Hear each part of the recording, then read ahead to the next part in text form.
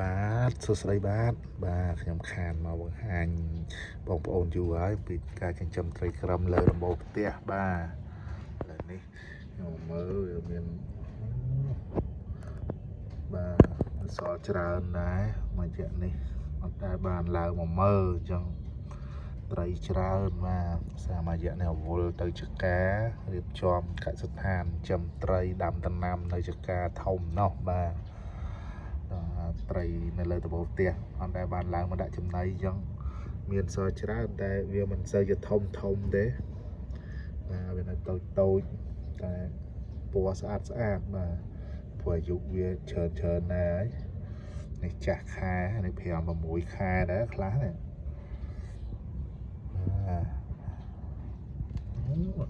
ឡើងពណ៌ឡើងនេះបាទ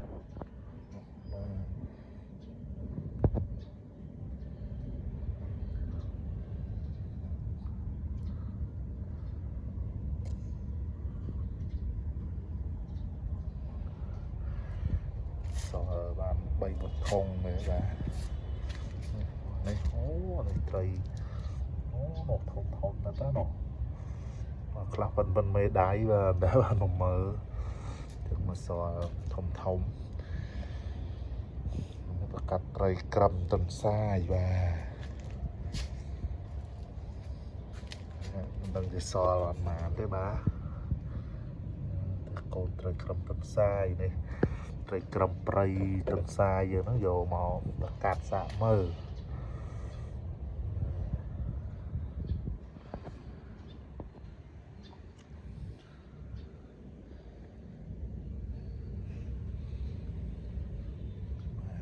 ចឹងលើដំបូលផ្ទះនៅតែដដែលទេដាំ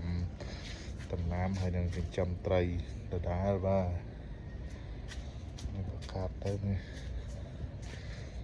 សល់នេះបានមកធំទៀតអូនេះ7 ពណ៌ទៅបាទច្រើនកូនទៅ7 ពណ៌បាទប្រភេទសច្រើន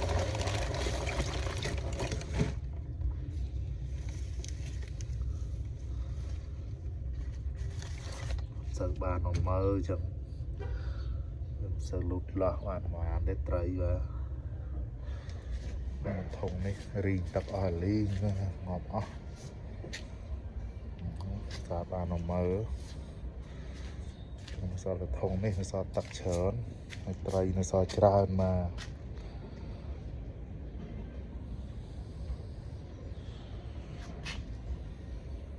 កមកផ្ទះឥឡូវបាទ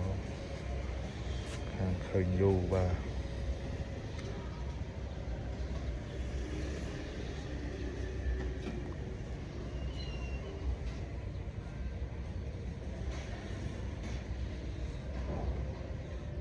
ផ្ទះធ្វើពេញហើយបាទអរគុណបាទជម្រាបលាបាទ